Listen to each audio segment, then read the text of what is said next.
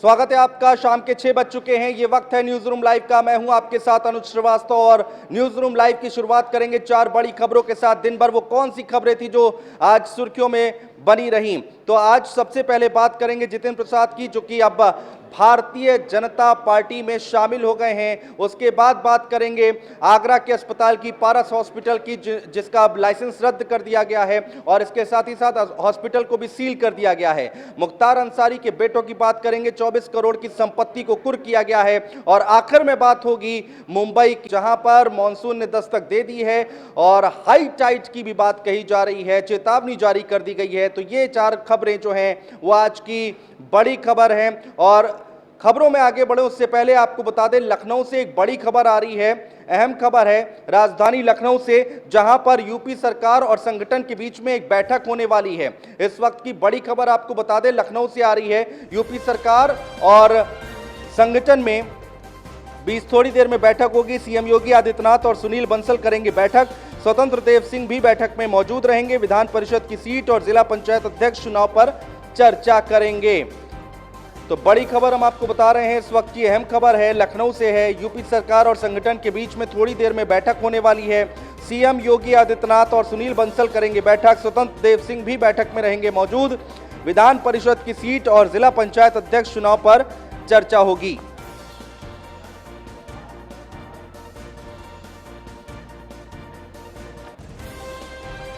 तो बड़ी खबर हम आपको बता रहे हैं, स्वतंत्र देव सिंह भी बैठक में रहेंगे मौजूद। आज थोड़ी देर बाद ये बैठक होने वाली है।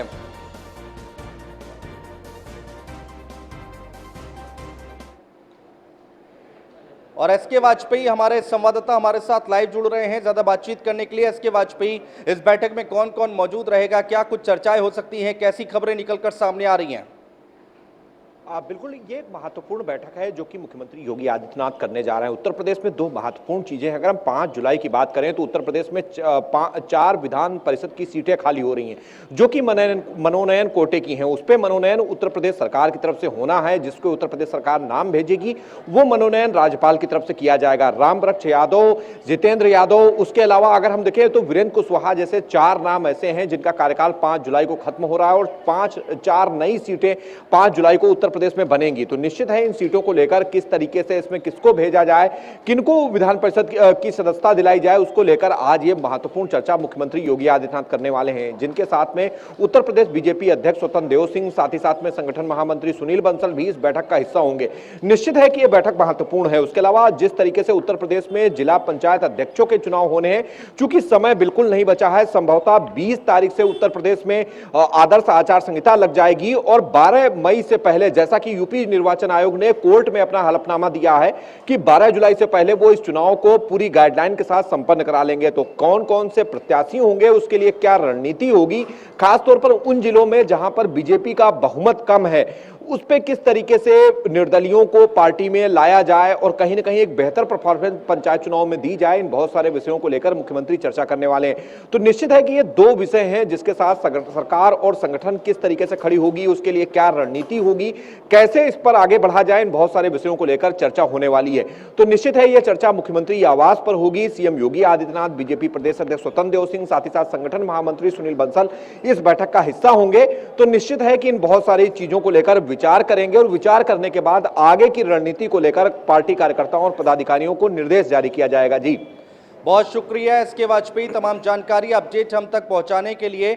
और खबरों में आगे बढ़ते हैं और एक और बड़ी खबर आ रही है नोएडा से, जहां पर हमने खबर दिखाई थी, न्यूज़ 1 इंडिया ने खबर दिखाई थी और नोएडा के फोर्टिस हॉस्पिटल में उसके बाद हड़कंप मचा हुआ है। नोएडा के फोर्टिस हॉस्पिटल में हड़कंप मचा है।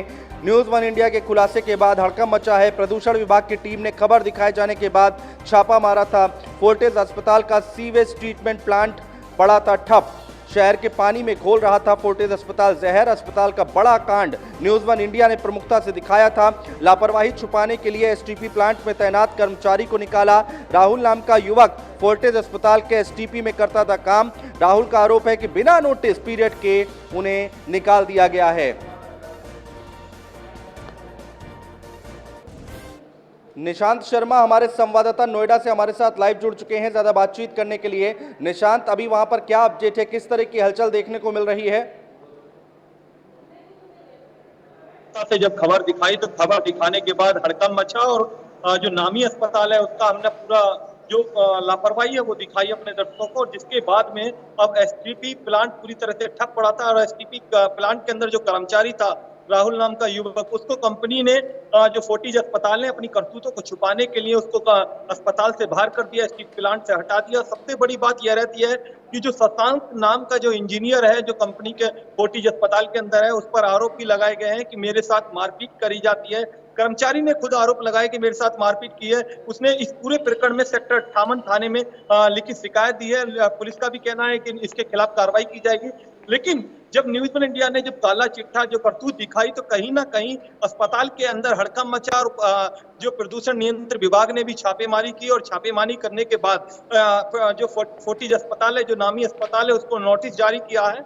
और जिसके बाद अस्पताल प्रबंधक ने इस पूरी करतूत को छुपाने के लिए एक छोटे से कर्मचारी को हटा दिया, ड्यूटी से उसको हटा दिया गया है, और अस्पताल में उसके साथ मारपीट की जाती है। उसने आज शिकायत पुलिस को दी है, और पुलिस को शिकायत देने के बाद पुलिस से न्याय की गुहार लगाई है। लेकिन लापरवाही यही है कि उच्च अधिकारियों पर, उच्च जो मैनेजमेंट है उन पर कोई कार्रवाई नहीं की जाती। एक छोटे से कर्मचारी पर इस तरीके से कार्रवाई की जाती है और उसको हटाया जाता है।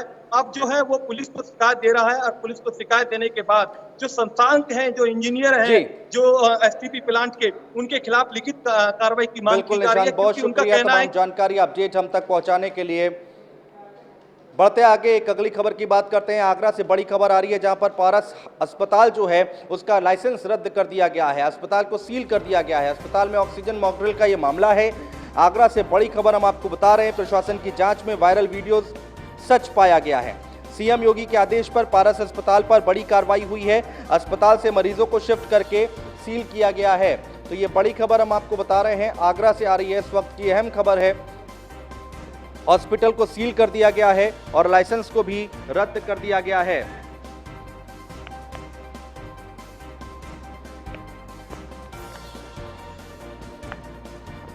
तो आगरा से इस वक्त की बड़ी खबर हम आपको लगातार बता रहे हैं। प्रशासन की जांच में वायरल वीडियो सच पाया गया है।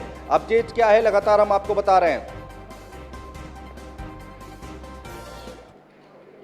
और हमारे एसोसिएट एडिटर ब्रिजेश श्रीवास्तव जी हमारे साथ इस वक्त लाइव जुड़े हुए हैं आगरा से। ब्रिजेश, एक बार बताइए अपडेट क्या है, ये जो वीडियो था वो सच पाया गया है?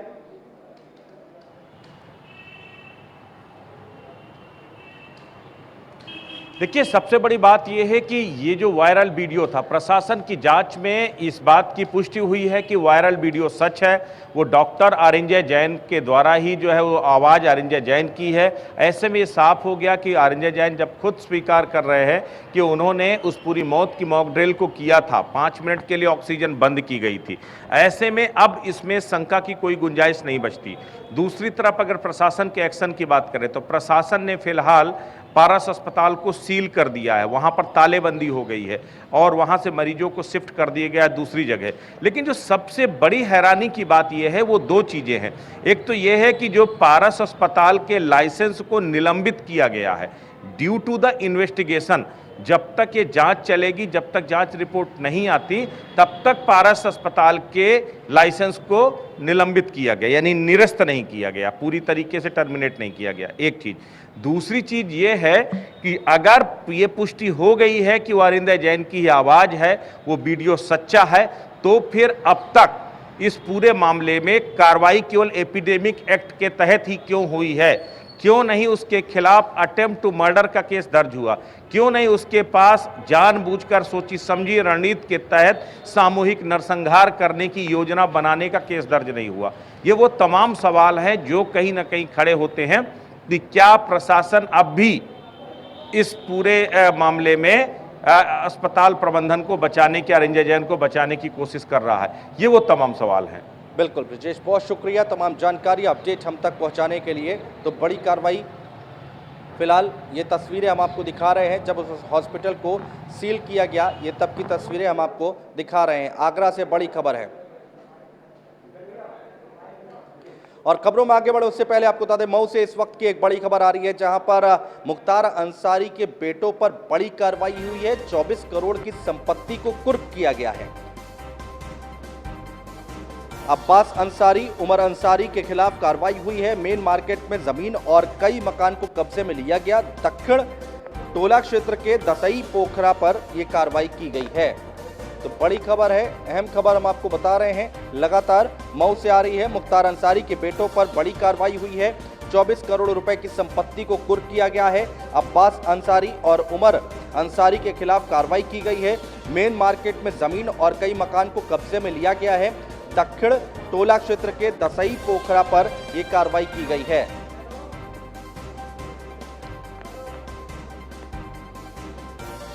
तो मऊ से इस वक्त की बड़ी खबर। ये एक इनकी संपत्ति थी जो इन्होंने अपने अम्मा राबिया बेगम के नाम से क्रय किया, जो बाद में उनके पुत्रों के नाम से वसीयत के आधार पे आ गई है। ये काफ़ी बड़ी संपत्ति थी। जब इनके ऊपर गैंगस्टर एक्ट की कार्रवाई की गई तो इस पे कार्रवाई करने का आधार बना और हम लोग आज इस संपत्ति को कुर्क कर रहे हैं। इसकी मार्केट वैल्यू लगभग 24 करोड़ रुपए।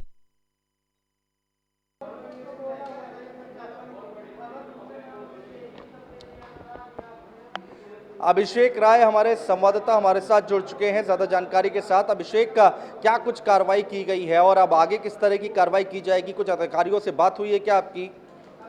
आपको बता दें कि मुख्तार अंसारी हैं, मऊ विधायक सदर हैं, पे विधायक भी रह चुके हैं और लगातार उनके ऊपर लगातार कार्रवाई चाहिए। अब तक कुल मिलाकर 47 करोड़ से ऊपर की संपत्ति उनकी जब्त हो गई, जिसमें आज 24 करोड़ रुपए की जब्त की गई, जिसमें मुख्तार अंसारी के बेटे उमर अंसारी और अब्बास अंसारी की कार्रवाई की। बताया जा रहा था कि उनके माता के नाम से ये जमीन थी और लगातार उनके अवैध तरीके से संपत्ति जब्त की गई थी, जिस पर जिला प्रशासन की बड़ी कार्रवाई की गई है।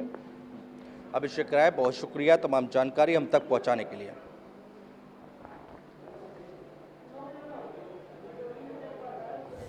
एक बड़ी खबर है, जितिन प्रसाद को लेकर अब कांग्रेस पार्टी को एक बार फिर से बड़ा झटका लगा है। आपको बता दें कि बीजेपी में शामिल हुए हैं जितिन प्रसाद। राहुल गांधी के बेहद करीबी थे जितिन प्रसाद। बहुत विचार के बाद बीजेपी में शामिल हुआ, ये जितिन प्रसाद की तरफ से कहा गया। जब वो बीजेपी में शामिल हुए तब उन्होंने मंच से ये बात कही है, कांग्रेस में काम नहीं कर पा रहा था, ये बात भी कही गई है जितिन प्रसाद की तरफ से।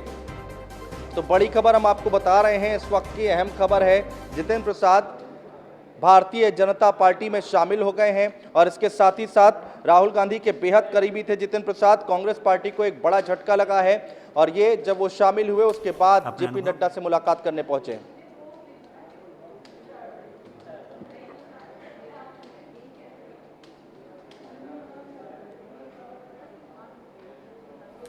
अपने अनुभव में, राजनीतिक जीवन में, लोगों से मिलकर भ्रमण करके देश भर में, कि अगर आज कोई इस देश में असली माने में कोई राजनीतिक दल है जो संस्थागत इंस्टीट्यूशनल दल है, वो भारतीय जनता पार्टी है। बाकी दल तो व्यक्ति विशेष और क्षेत्र के हो गए, मगर राष्ट्रीय दल के नाम पे अगर आज भारत में कोई दल है तो वो भारतीय जनता पार्टी है। कांग्रेस पार्टी से 3 पीढ़ियों का साथ रहा है, तो ये महत्वपूर्ण निर्णय जो मैंने लिया है, बहुत विचार मंथन और सोच के बाद मैं इस फैसले पे पहुंचा हूं। और सवाल ये नहीं है आज कि मैं किस दल को छोड़ के आ रहा हूं, मगर सवाल ये है कि किस दल में जा रहा हूं और क्यों जा रहा हूं। ये मैंने पिछले कुछ वर्षों से, 8-10 सालों से महसूस किया। और यूपी कांग्रेस प्रदेश अध्यक्ष अजय कुमार लल्लू से एसके वाजपेयी हमारे संवाददाता ने खास बातचीत की है, सुनवाते हैं आपको।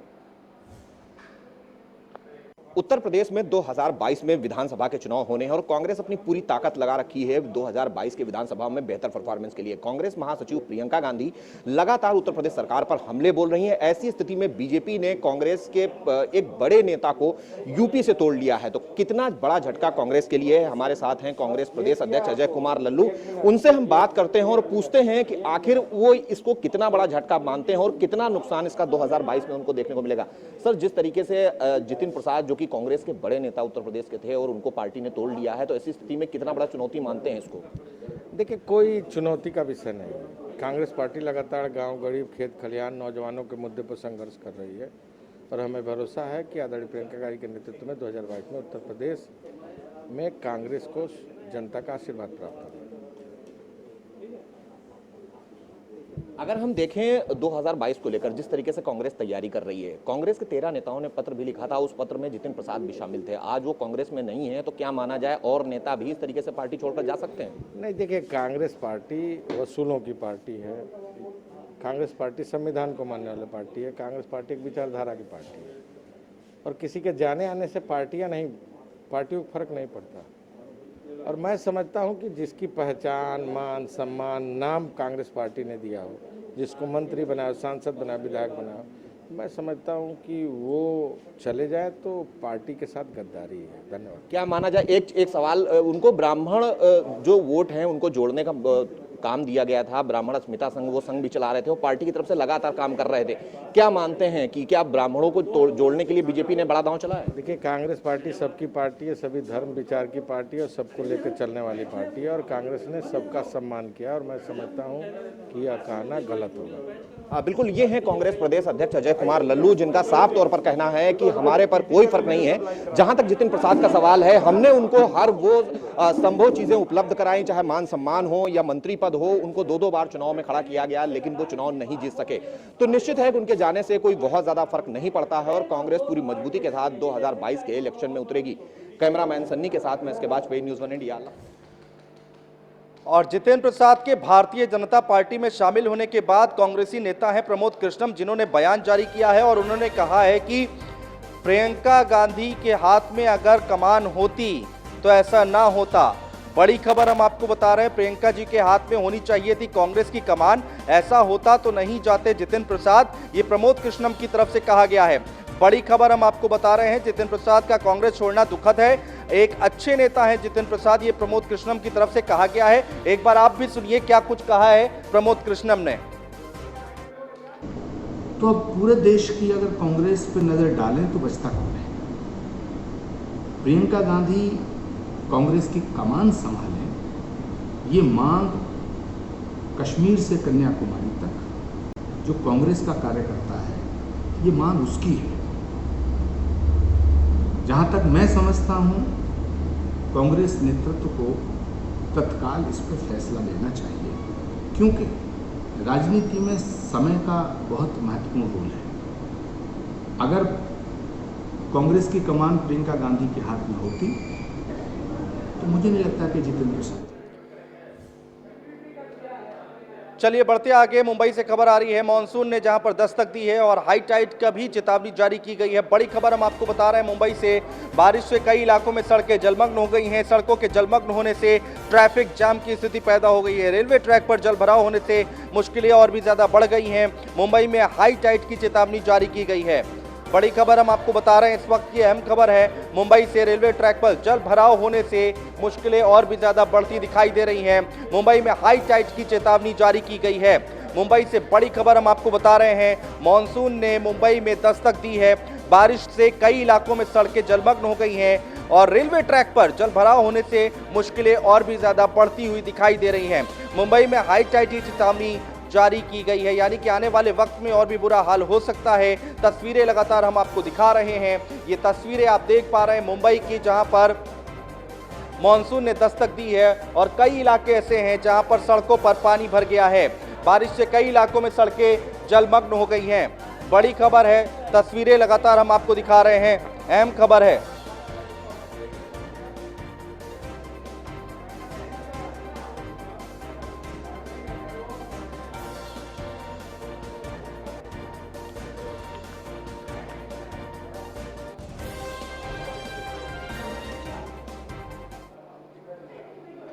आनंद हमारे सहयोगी हमारे साथ मुंबई से लाइव जुड़ रहे हैं ज्यादा बातचीत करने के लिए। अभी किस तरह की तस्वीर दिखाई दे रही है आनंद, और किस तरह की परेशानियों का सामना करना पड़ रहा है लोगों को?